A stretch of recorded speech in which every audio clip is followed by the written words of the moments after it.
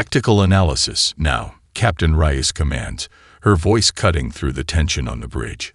Lieutenant Commander Sanchez's fingers fly across his console, pulling up everything they have on the approaching vessels. "Captain, these readings don't make sense," he says, brow furrowed in concentration. "Their hull composition includes elements not on our periodic table. Power output is massive, but configured unlike anything in our database."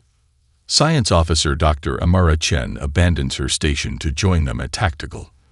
The configuration suggests a civilization that developed along completely different technological lines than humanity, she says, eyes wide with scientific wonder despite the danger. Their propulsion doesn't seem to create any detectable exhaust or radiation signature. They're just moving. Reyes nods, processing this information while maintaining her outward calm for the crew's benefit. 6 years of commanding the Defiant on deep space exploration missions had prepared her for first contact scenarios, but not like this, not with her ship potentially outgunned and definitely outmanned. "Communications, any response to our standard greeting package?" she asks. Communications Officer Lai shakes her head. "Nothing on any frequency we can detect, Captain. I've been broadcasting the first contact protocol message on repeat, but if they're receiving it, they're not responding in any way we can understand." Chief Engineer Malik's voice comes through on the intercom. "Captain, engineering here. Whatever these ships are, they're generating some kind of field that's interfering with our long-range communications. We can't get a message back to Earth or any of the colonies." Reyes makes a quick decision. "Helm, maintain current position, but be ready for immediate evasive action. Power up the engines but keep weapon systems in passive mode. I don't want to appear hostile."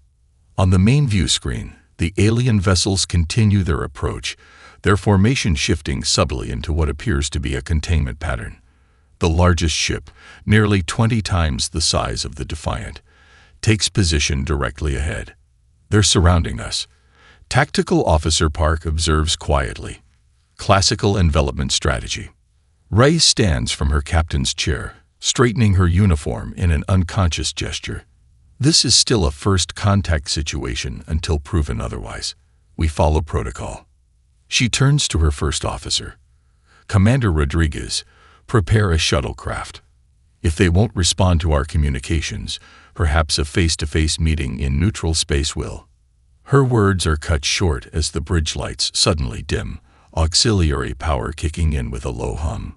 Throughout the ship, crew members report systems temporarily dropping offline before rebooting. "What was that?" Reyes demands. "Some kind of scanning beam," Rodriguez reports, checking system status. "It penetrated all our shielding like it wasn't even there. They've basically looked through every inch of our ship."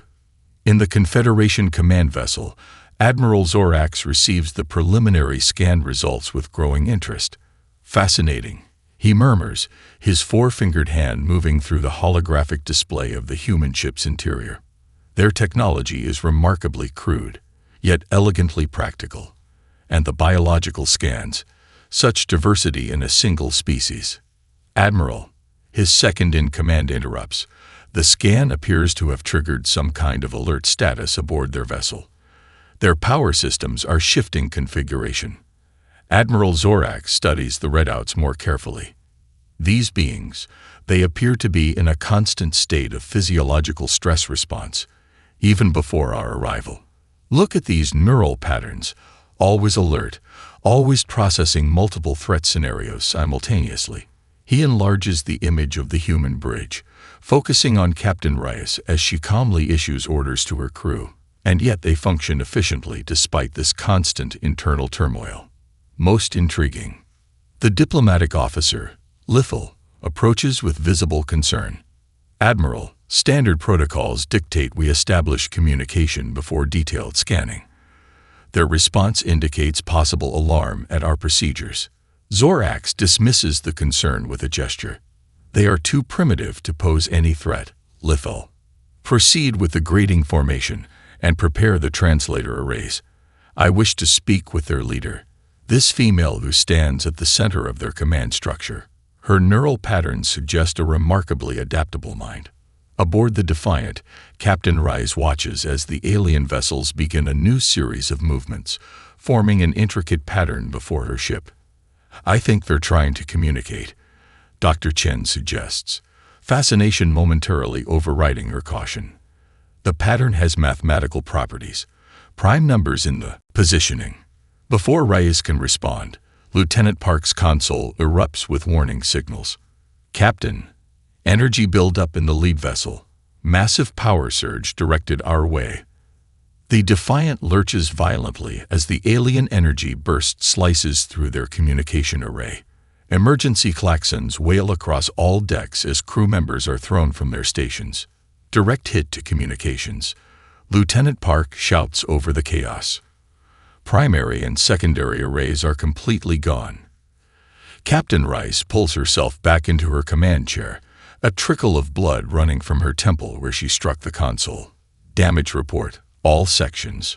Hull breach on Deck 3, emergency force field holding. Rodriguez reports, his voice steady despite the situation. Engineering reports power fluctuations across all systems. We've lost long-range communications completely. Reyes makes a split-second decision that will echo across the galaxy for years to come. They fired on a Federation vessel without provocation. Helm, execute emergency maneuver pattern Reyes 7. Tactical, ready point defense systems. Defensive fire only. Target anything that follows us. Aboard the Lid Confederation vessel, chaos erupts as the human ship suddenly performs a maneuver that defies their tactical computer's predictions. What are they doing? Commander Lithal gasps as the Defiant executes a tight spiraling turn that brings it dangerously close to their vessel's hull before accelerating away at a trajectory their targeting systems struggle to calculate. Junior Officer Tekmar stares in horror at his control panel. The warning pulse. It wasn't supposed to cause damage. The calibration must have been wrong for their hull composition. Admiral Zorax watches with growing fascination as the small human vessel somehow slides between two of his largest ships, executing maneuvers that Confederation engineers would deem structurally impossible. Fascinating. Their inertial compensation technology must be remarkably effective. Or what, Admiral? Lithal asks. Or they're physically withstanding forces that would kill most Confederation species. Zorax finishes quietly. Pursuit vessels, intercept and disable. Minimal force only. I want that ship and its crew intact. Inside the Defiant, the inertial dampeners strain against maneuvers they were never designed to handle. The crew feels every turn and acceleration as crushing force despite the system's best efforts. "Captain, we can't maintain this trajectory for long," the helmsman warns, his voice strained as he fights against the G-forces. The structural integrity field is already at 138% of rated capacity. Engineer Malik's voice cuts through on the intercom, background noise revealing the chaos in engineering. "Captain, whatever hit us wasn't just a weapon. It carried some kind of data package that's affecting our systems. I'm seeing code fragments I can't identify trying to interface with our computers." Reyes grips her command chair as another violent turn throws several crew members to the deck. "Can you isolate it?" "Already done." Malik responds with pride evident despite the crisis. "I've quarantined it in an isolated system. It might actually help us understand their technology if we survive this."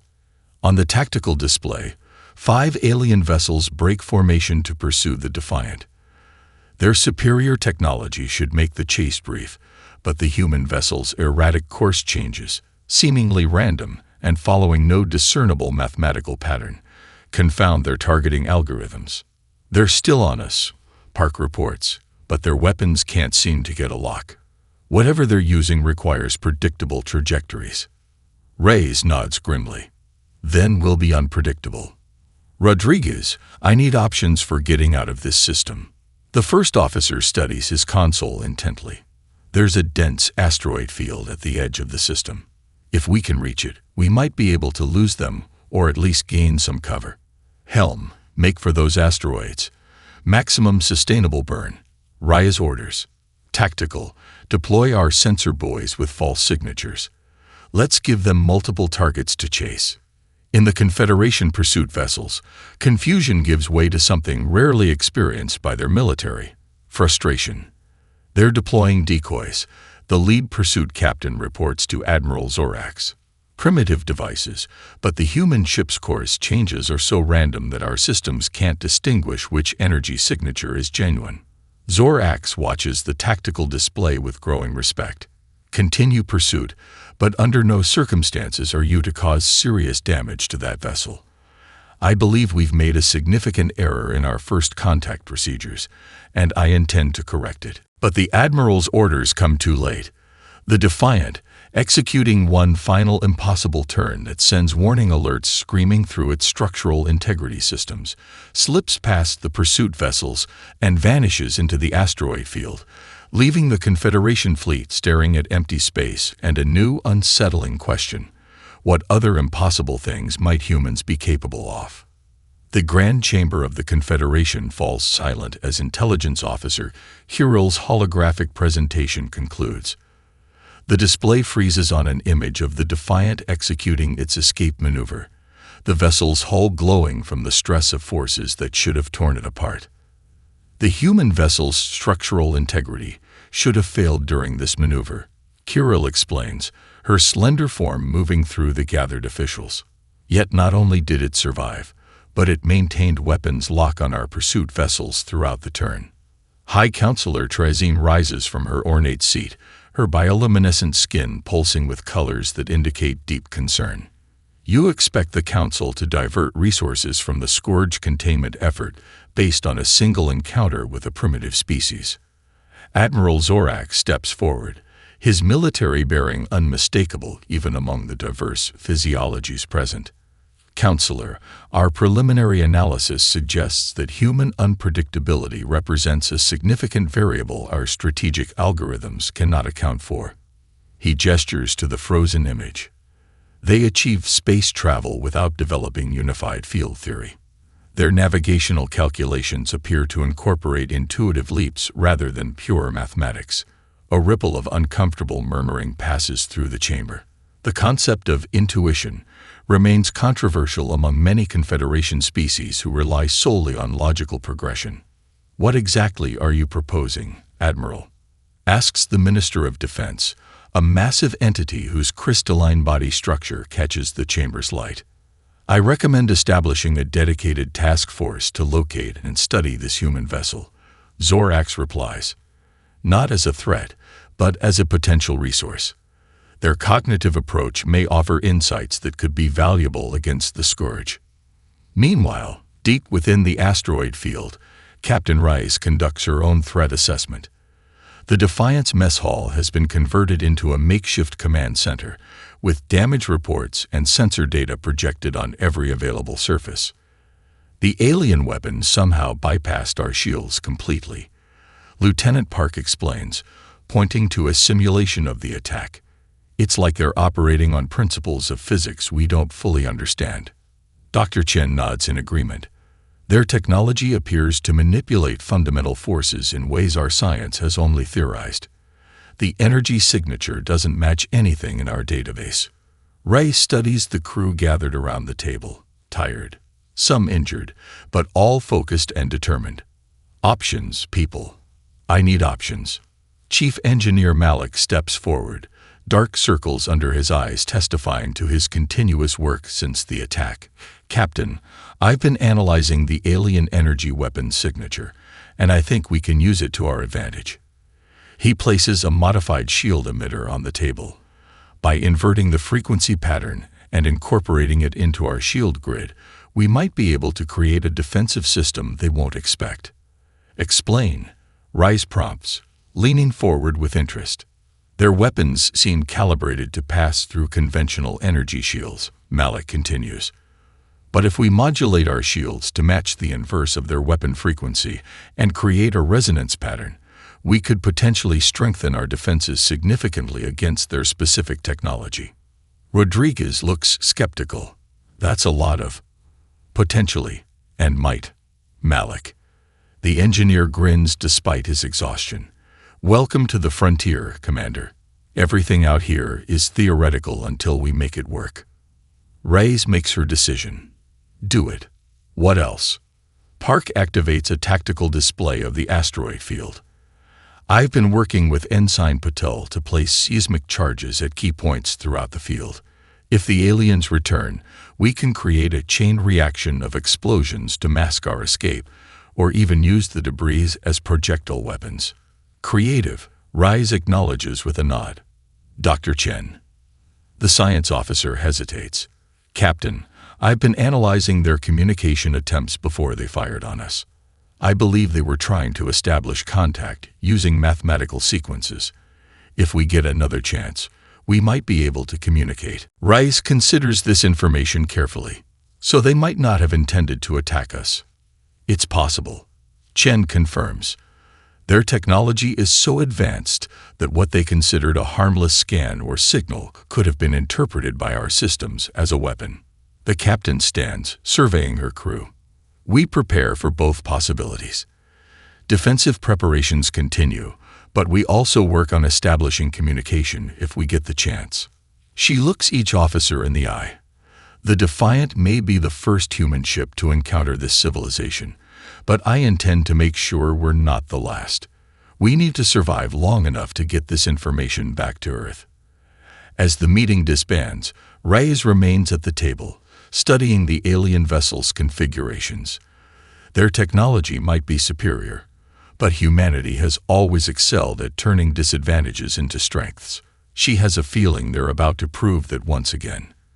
Commander Vextra stares in disbelief as another perfectly calculated approach vector ends in chaos. The sleek Confederation pursuit vessel to his right spins out of formation, its navigation systems temporarily scrambled by a crude explosive device hidden in an asteroid's shadow. "Recalculate approach vector using non-standard parameters," he orders, frustration evident in his normally controlled voice. "Disable all prediction algorithms and proceed on manual control only." His bridge crew exchanges uncomfortable glances. Manual control is considered primitive and dangerous in Confederation doctrine. A last resort when systems fail, not a tactical choice. "Commander," his second-in-command ventures cautiously, "manual navigation reduces our efficiency by approximately 67%. Vextra's eyes remain fixed on the tactical display, showing the asteroid fortress the humans have constructed. Their efficiency should be even lower than ours with their technology level, yet they're outmaneuvering us. Implement my orders." Within their asteroid fortress, Lieutenant Park monitors the approaching vessels with growing concern. "They're changing their approach pattern, Captain. Breaking formation and moving on what appears to be manually controlled vectors." Captain Rice frowns at the tactical display. The alien vessels now move in seemingly random patterns, much like the evasive maneuvers she had employed during their escape. "They're adapting. Our trap network was designed based on their previous approach patterns," Park continues. "With this new movement strategy, I can't guarantee our defensive grid will be as effective." Reyes nods thoughtfully. "They're learning from us. Interesting." She taps her communicator. "Malik, how are the shield modifications coming?" "Nearly complete, Captain," comes the engineer's tired but proud voice. "We've successfully integrated the inverted frequency patterns into our shield grid. Simulations show a potential threefold increase in effectiveness against their weapons." "Potential," Reyes repeats with a wry smile. "That word keeps coming up." "It's the best we can do without actual combat testing," Malik responds, a hint of challenge in his voice. "And I'd rather avoid that test if possible," Reyes concedes. She turns to her communications officer. "Lieutenant Lai, are we ready with the modified hailing frequency?" Lai nods confidently. "Dr. Chen and I have constructed a mathematical response based on their initial contact patterns. If they were trying to communicate peacefully before, this should indicate our willingness to talk." Reyes weighs her options carefully. The Confederation vessels are still approaching, but their new erratic pattern suggests they're trying to avoid the traps rather than launching an immediate attack. It might represent an opportunity. Open the channel, she decides. Let's see if we can resolve this without further bloodshed. Aboard the inevitable conclusion, the communication alert catches Vextra by surprise. They're hailing us. After all this, he studies the incoming signal pattern, put it through to the analysis system. His communication specialist examines the incoming message with evident fascination. Commander, they've responded to our initial mathematical greeting sequence. The pattern suggests a deliberate attempt to establish communication protocols. Vextra's expression tightens. They're trying to talk now. After destroying 2 of our pursuit vessels, the science officer interjects respectfully. Commander, our battle recordings show those vessels were disabled by asteroid detonations, not direct fire from the human ship. They appear to be using the environment as a defensive system rather than employing lethal force. This observation gives Vextra pause. Using natural features as weapons showed resourcefulness, yes, but also a certain restraint. They could have easily programmed their explosives to destroy rather than disable.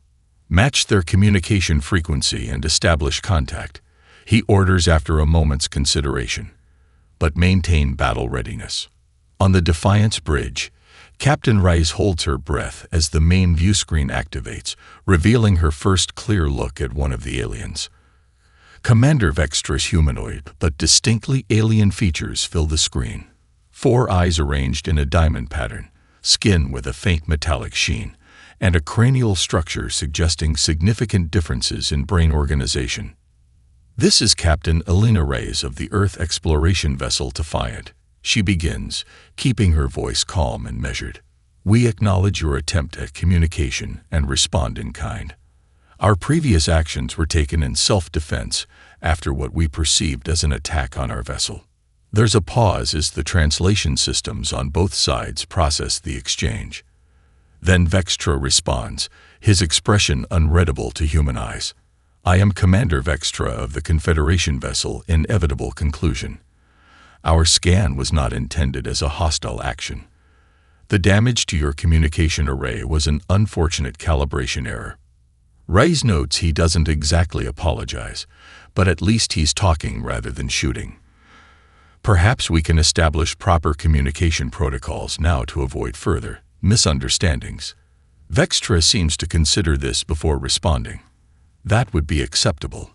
However, your presence in Confederation space and your use of explosive devices against our vessels requires explanation. Reyes straightens in her command chair. We were on an exploration mission and had no knowledge this region was claimed by your Confederation.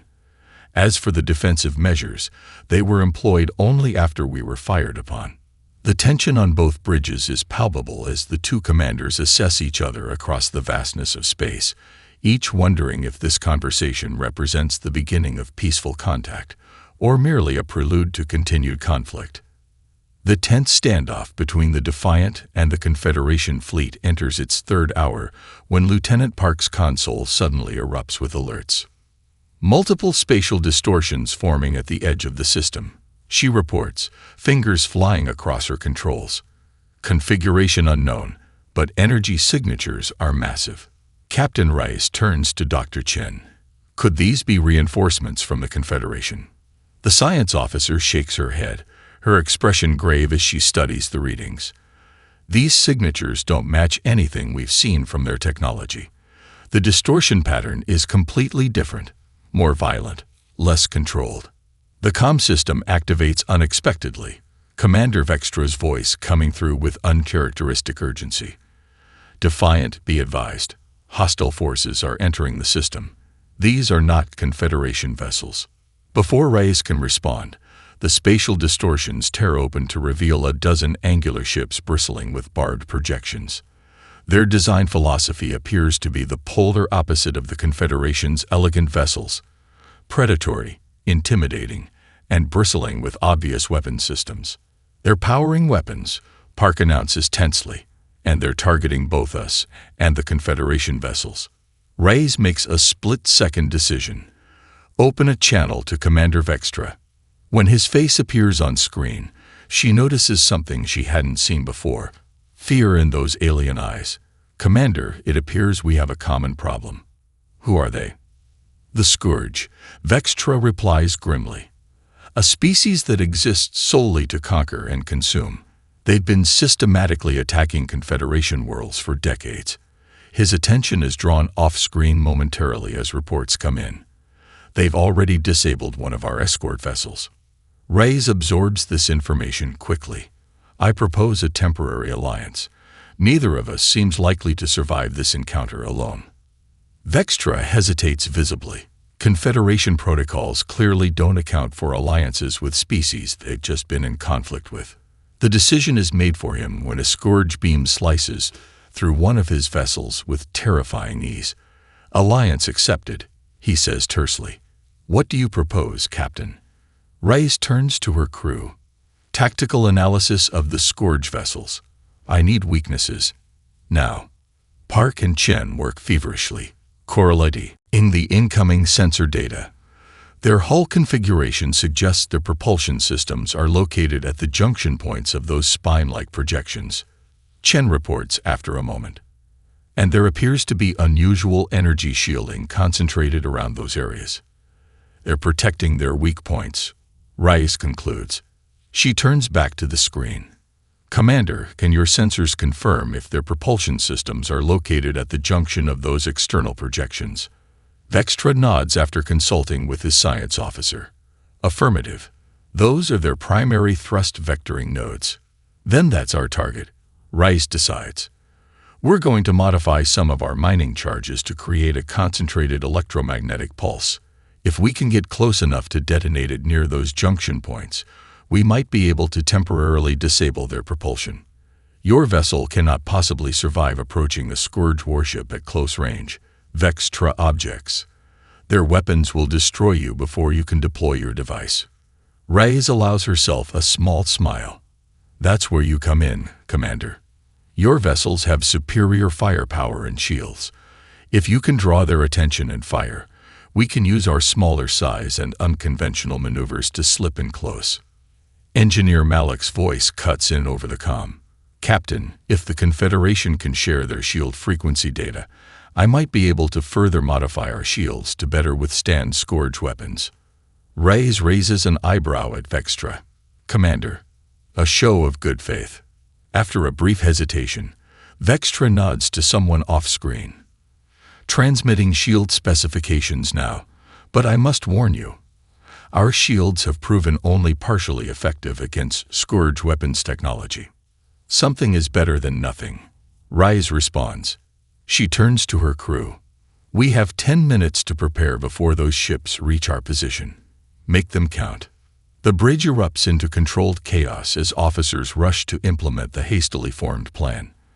Malik works with his engineering team to integrate the Confederation shield data, while Park and a team of security officers modify mining charges into makeshift EMP weapons. As the Scourge vessels close in, their menacing silhouettes growing larger on the view screen, Reyes opens a ship-wide channel. All hands, this is the captain. We're about to engage an unknown hostile force alongside our new Confederation allies. I won't pretend this isn't dangerous. These Scourge vessels outgun us significantly, but they've never encountered humans before. She pauses, looking around at her determined crew. Let's show them why that was their mistake. The Defiance engines flare to life as it emerges from its asteroid hiding place. Beside it, the Confederation vessels form up in a defensive pattern, their elegant hulls gleaming against the darkness of space. Tactical. Coordinate with the Confederation vessels, Reyes orders. Helm. Evasive pattern, Reyes Omega. Let's see if these Scourge can predict human unpredictability any better than the Confederation did. As the combined fleet moves to engage the approaching enemy, a new chapter in interstellar relations begins, one where former adversaries stand together against a common threat, and humanity's unique approach to warfare is about to be tested against an enemy that has terrorized the galaxy for generations. Evading targeting lock, Lieutenant Park announces as the Defiant rolls sharply, narrowly avoiding a Scourge energy beam that sizzles past their port nacelle. Their weapon systems are adapting to our movement patterns. Captain Rice grips her command chair as the ship shudders under a glancing hit. Keep randomizing our approach vectors. Don't establish any pattern they can predict. On the tactical display, the Confederation vessels engage the Scourge in a desperate battle. Their elegant ships move with precision and coordination that would normally be impressive, but against the Scourge's brutal efficiency, their predictable formations become a liability. Confederation cruiser Harmonious Logic is taking heavy damage. Rodriguez reports. Their shields are failing. Reyes makes a quick decision. Alter course to intercept. We'll draw fire away from them. The helmsman looks up in alarm. Captain, our shields are already at 62% and dropping. We can't withstand concentrated fire from a Scourge warship. We don't need to withstand it, Rice counters. We just need to confuse their targeting systems long enough for the Harmonious Logic to regroup. She opens a channel to engineering. Malik, I need everything you can give me on the engines and shields. This is going to get rough. Diverting emergency power now. Malik responds, the sound of overworking systems audible in the background. Captain, I've completed the final modifications to the EMP devices. They're ready for deployment. Understood. Rice turns to tactical. Lieutenant Park, status on the lead Scourge vessel. Park studies her readings. Their central ship appears to be coordinating the attack patterns. If we could disrupt their command and control capabilities, that becomes our primary target, Rice concludes. Helm, set course for the Scourge command vessel. Tactical, prepare to deploy EMP devices on my mark. The Defiant veers sharply, abandoning its previous course to make directly for the largest Scourge ship. On the view screen, its menacing silhouette grows larger, weapon emplacements tracking their approach. They're locking weapons, Park warns. Multiple targeting systems activating. Evasive pattern Delta 9. Reyes orders calmly. Rodriguez, signal the Confederation vessels. Tell them to concentrate fire on the command ship's dorsal weapons array in 30 seconds. The first officer relays the message while the Defiant executes a series of maneuvers that strain both ship and crew. G-forces press them into their seats despite the inertial dampener's best efforts. Scourge vessels adjusting formation to intercept, Park reports. They're trying to cut us off. That's exactly what we want, Rice says with grim satisfaction. They're so focused on stopping us that they're creating an opening for the Confederation. True to her prediction, the Scourge vessels begin to break their attack pattern, several peeling away to intercept the seemingly suicidal human ship. The maneuver creates a momentary gap in their defensive screen around the command vessel. Confederation ships are acknowledging and repositioning, Rodriguez confirms. Rice watches the tactical display with intense focus. 3, 2, 1. Now. All Confederation vessels, fire. The elegant alien ships suddenly unleash a coordinated barrage against the Scourge command vessel's dorsal section. The unexpected concentration of firepower momentarily overwhelms the Scourge shields in that section. Direct hits confirmed, Park announces. Dorsal weapons array is showing reduced output. We have our opening, Captain. Take us in, maximum impulse, Reyes orders. Deploy EMP devices as we pass their ventral section. The Defiant accelerates toward the massive enemy vessel, now bleeding energy from its damaged dorsal section. Several smaller Scourge ships move to intercept, but the human vessel's erratic course makes targeting difficult. Taking fire from port and starboard interceptors, Park reports as the ship shudders violently. Shields down to 41%, 37%. Stay on course, Rice insists, watching as they close the distance to their target. Rodriguez, status of the Harmonious Logic. They've managed to restore partial shields and are rejoining the battle, he responds. The Defiant rolls sharply to avoid another energy beam, then dives beneath the massive Scourge command ship. Now, Lieutenant, deploy the EMP devices. Park activates the release mechanism, and several modified mining charges launch from the Defiant's underside, attaching to the Scourge vessel's vulnerable propulsion nodes. Charges attached, Park confirms. Detonation in 5 seconds. All hands, braced for electromagnetic pulse. The countdown feels like an eternity as the Defiant pulls away from the Scourge vessel, already taking heavy fire from its escorts. When the EMP devices detonate, a cascading wave of energy washes over both ships. The Defiant systems flicker momentarily, protected by Malik's hasty but effective shielding. The Scourge command vessel isn't so fortunate. Its propulsion nodes short out in sequence, leaving the massive ship drifting and partially disabled. Direct hit. Rodriguez shouts, a rare display of emotion from the usually stoic first officer. Scourge command vessel has lost propulsion and multiple weapon systems are offline. A cheer goes up across the Defiance bridge, quickly silenced as Reyes raises her hand. We've wounded them, not defeated them. Signal the Confederation fleet. Now's the time to press our advantage. As the Confederation vessels move in to capitalize on the Scourge flagship's vulnerability, Commander Vextra's voice comes through on the comm channel, an unmistakable note of respect in his alien tone. Impressive tactics, Captain Reyes. The Confederation has been fighting the Scourge for decades without achieving what your single vessel just accomplished. Reyes allows herself a small smile. Sometimes a fresh perspective is all you need, Commander. Now let's finish what we started. Captain Reyes stands uncomfortably in the Confederation flagship's vast reception chamber, acutely aware of how out of place her battle-damaged uniform appears amid the pristine surroundings. The remnants of the Scourge attack force had retreated hours ago, leaving behind a battered but victorious Allied fleet. Your ship's performance defied all our tactical projections, Commander Vextra says, leading her through corridors where alien crew members stopped to stare openly at the human. By all our calculations, a vessel of your technological level should not have survived an encounter with even one Scourge ship, let alone contributed meaningfully to the battle. Reyes offers a diplomatic smile. We humans have a saying, necessity is the mother of invention. When conventional approaches fail, we improvise. Vextra leads her into a laboratory where several of her crew members are already being scanned by fascinated Confederation scientists. Dr. Chen appears to be enjoying the exchange, enthusiastically questioning her alien counterparts about their technology, while Chief Engineer Malik examines a Confederation power relay with barely concealed excitement. Your cellular structure is remarkably resilient, a Confederation biologist tells Reyes as she approaches.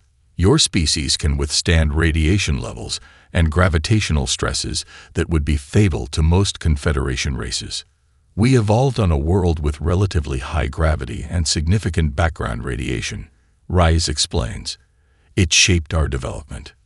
The alien scientists' 4 eyes blink in sequence. Yet your technological development took a completely different path than any Confederation species. You achieved faster-than-light travel without unified field manipulation, developed artificial gravity without quantum binding theory, and your computational systems use binary mathematics rather than trinary processing. Across the lab, Malik looks up from his examination of Confederation technology. Your power distribution systems are incredibly efficient, but they lack redundancy. What happens if a primary conduit fails? The Confederation engineer seems confused by the question. They are designed not to fail. The mathematical probability of failure is calculated at less than 0.02% per standard cycle. Malik exchanges a knowing glance with Reyes. But when they do fail, because eventually everything fails, what's your backup system? There is no backup system, the engineer admits, seeming troubled by the concept. The resource allocation for redundant systems was deemed inefficient compared to perfecting the primary system. Admiral Zorax enters the laboratory, his commanding presence causing the Confederation personnel to straighten respectfully. Captain Reyes, your crew's insights have proven most illuminating. Your species approaches problems from angles our civilization hasn't considered in millennia. Reyes meets his gaze directly. Different evolutionary paths lead to different perspectives. Admiral, humanity had to adapt to constant change and danger throughout our development. It shapes how we think. Zorax gestures for her to accompany him to a holographic display dominating the center of the laboratory. I believe it's time I shared something with you. He activates the display, revealing a galactic map with color-coded territories. The Confederation spans 17 species across 3,000 star systems. Ray studies the map with interest. Impressive. It was larger, Zorax continues, his tone darkening. These red areas indicate territories lost to the Scourge over the past 37 years. Despite our technological superiority, we've been steadily losing ground. The map shifts, highlighting battle movements across multiple star systems. Rise, with her military training, immediately notices the pattern. Your fleet movements are mathematically predictable, she observes. Optimal positioning, perfect formation maintenance, textbook responses to enemy maneuvers. Precisely, Zorax confirms. The Confederation military operates on principles of mathematical perfection. For thousands of years, this approach brought us victory against any adversary. Until the Scourge, Rise concludes. Zorax nods solemnly. They adapt. Each time we develop a new tactic or technology, they counter it more quickly than our strategic committees can approve new approaches. Our perfect predictability has become our greatest weakness. Understanding dawns on Rise. That's why you're so interested in us. We're unpredictable. Your small vessel accomplished what our entire Third Fleet failed to achieve in their last campaign, Zorax confirms. Your approach to warfare, this improvisation, this willingness to take seemingly irrational risks, this creativity. It confounds the Scourge as much as it initially confounded us. The Admiral's expression grows more intense. Captain Rise, the Confederation Council has authorized me to offer humanity a formal alliance. We can provide technological advancements that would take your species centuries to develop independently. In exchange, we ask for your assistance in developing new strategies against the Scourge. Rise considers the offer carefully. I don't have the authority to negotiate on behalf of all humanity, Admiral. That would require returning to Earth and consulting with our leadership. Of course, Zorax agrees. We will provide escorts for your journey home. But before you depart, he hesitates, then continues with what appears to be difficulty. I must ask a personal favor. What's that? Rise inquires. Would you and your tactical officers be willing to conduct training sessions with my fleet commanders? Your battle tactics against the Scourge were most illuminating. Rise smiles. I think we can arrange that, Admiral. It seems we both have much to learn from each other. As they leave the laboratory, Zorax makes one final observation. You know, Captain, when our sensors first detected your ship, our automated systems generated an alert that stated, "Warning, human war vessel approaching." At the time, it was meant as a threat assessment. And now, Rise asks. The Admiral's expression shifts to something approximating a smile. Now, I believe it may become a message of hope for the Confederation. 6 months later, the Confederation outpost near the recently established Earth Confederation Joint Base detects an incoming transmission. The young Confederation communications officer straightens instantly when he recognizes the signature pattern. Station Commander, priority alert from the Artemis defense perimeter, he reports crisply.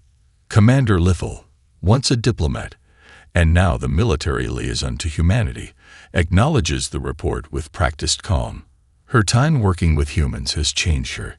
She moves with a new fluidity, less mathematical precision, and more adaptable awareness. Analysis, she inquires, approaching the communication station. Scourge attack fleet, approximately 17 vessels, approaching the Artemis colony. The officer responds. Estimated arrival in 43 minutes. Lithal nods, then opens the interstellar broadcast channel. Without hesitation, she speaks the words that have taken on new meaning throughout Confederation space. Warning, human war vessels approaching. Throughout the station, both human and Confederation personnel move with purposeful urgency. In the 6 months since the alliance formalized, Joint training exercises have forged them into an integrated fighting force that combines the best aspects of both species. Aboard the flagship Harmony Through Strength, a revolutionary hybrid vessel incorporating both human and Confederation technology, Commodore Elena Reyes reviews the tactical display showing the incoming Scourge fleet. Their formation suggests they're expecting standard Confederation defense patterns, observed her executive officer, Vextra, who requested permanent assignment to the Joint Fleet after their initial encounter. They haven't adapted to our integration tactics yet. Reyes nods, studying the enemy approach vectors. Let's keep it that way. Tactical, prepare randomized engagement pattern Epsilon.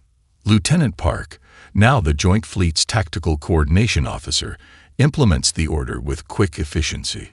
Pattern Epsilon loaded into all vessel tactical systems. Commodore, human captains will execute variations at their discretion, while Confederation vessels will maintain the calculated optimal positions between them. This new approach to fleet tactics, combining human unpredictability with Confederation precision, has proven devastatingly effective against the Scourge. Where purely mathematical formations could be predicted and countered, the human elements create constant variables that the enemy cannot anticipate. Engineering reports the new shield harmonics are online. Rodriguez announces from his station. Chief Engineer Malik says the Confederation crystalline matrix integration is performing better than expected. In the 6 months since their alliance began, Malik has worked closely with Confederation engineers to create hybrid systems that leverage the strengths of both technologies.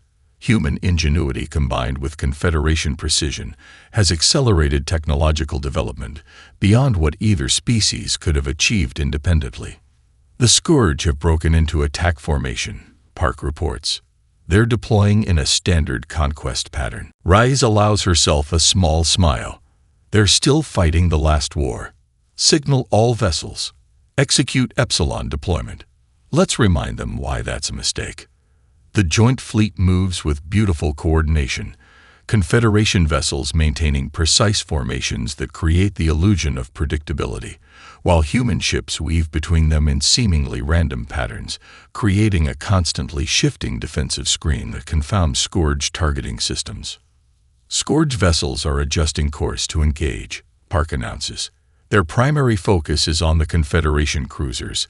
They are still prioritizing what they perceive as the greater threat. Perfect, Reyes responds.